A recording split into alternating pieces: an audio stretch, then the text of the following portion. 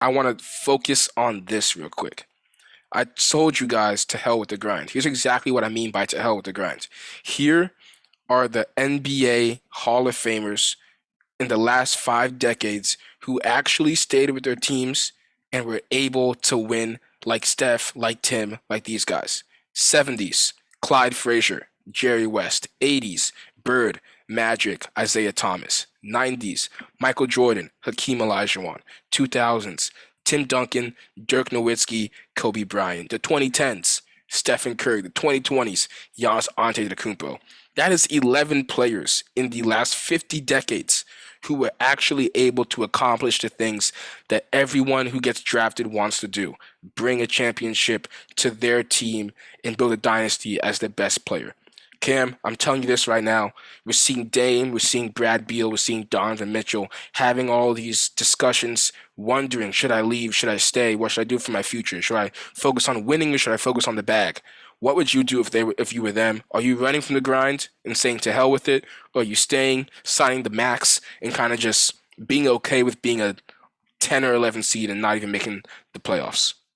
I'm on the fence. I think it's situational and different for each one of the players. Obviously, I'm not, as a KD fan, I'm not huge on the grind to begin with, but there are players in that exception. I mean, for example, like if you have a family who's been rooted in, who's and you're deeply rooted in the city, and I mean, as far as Bradley Beal goes, I mean, sitting in Washington making $248 million on your contract next year, I mean, that's not the worst thing in the world. DC is not a bad place. I mean, as far as living in Detroit and being Cade Cunningham and having to sign my grind there, Cade will be out of Detroit faster than he possibly can.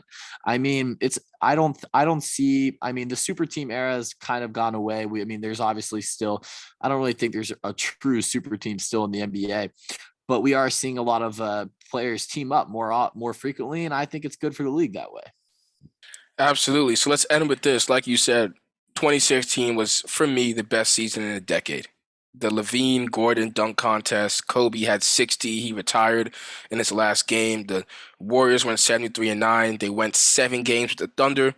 We thought that was the next rivalry for the next 5 years. That same Warriors team goes to the finals and loses a 3-1 lead to LeBron James and Kyrie Irving, who hits a ISO shot with a minute left, and LeBron has a game-saving block. That's the best season we've had in a decade.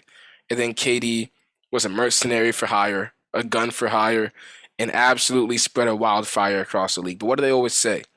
When something is destroyed, it usually comes back looking better than it originally did. That's what the NBA is right now. Parity is back, and I love it.